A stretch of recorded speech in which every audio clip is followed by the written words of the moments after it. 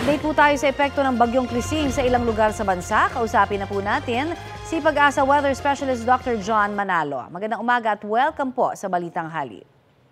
Magandang umaga din po. Ano na ho ang latest sa galaw at direksyong tinatahak ng bagyong Krising?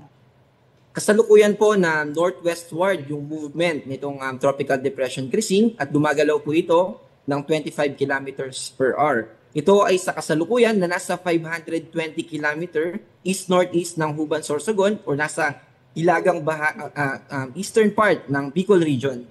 Okay, at sa mga lugar ho ang patuloy na maapektuhan ng bagyong ito? Sabi nyo nga, sa may Sorsogon area, meron pa bang iba?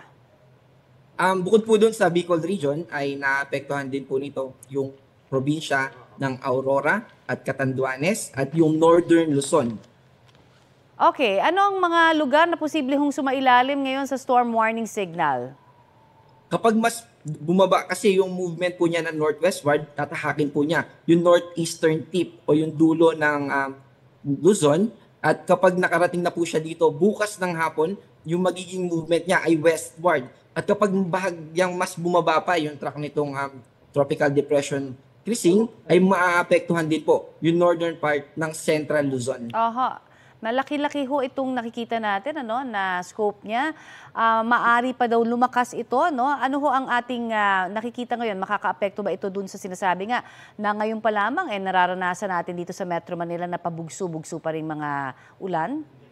Opo, actually, yung development po niya na maging isang tropical storm from tropical depression, mas malakas na bagyo na po siya. Inaasahan natin yung development na yan sa susunod na mga oras within this day. And sa Biyernes po, posible pa itong mag-intensify from tropical storm papuntang severe tropical storm. Okay, at base po sa inyong monitoring, hanggang kailan posible ho kayang maramdaman itong effect ng bagyong Krising?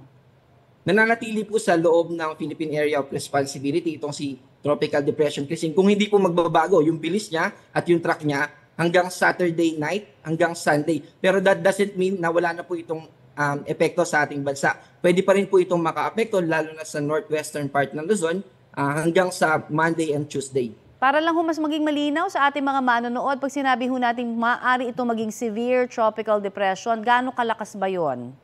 Maaari pong umabot ng 88 hanggang 117 km per hour yung mga lakas ng hangin. Ibig pong sabihin ay maaaring makaapekto sa atin yung lakas ng hangin na yun. At kung unstable po yung ating mga bubong ay mas okay po na ngayon pa lang bago po pumunta sa ating bagyo ay ma-reinforce natin yung mga bubong natin or kung may infrastructure tayo na maaaring masira ng lakas ng hangin.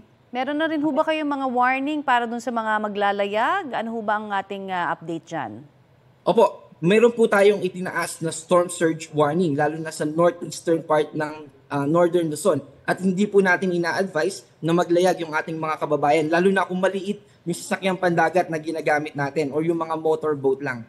Alright. Marami pong salamat sa inyo pong oras na ibinahagi sa amin dito sa Balitang Hali. Maraming salamat din po. Yan po naman si Pag-asa Weather Specialist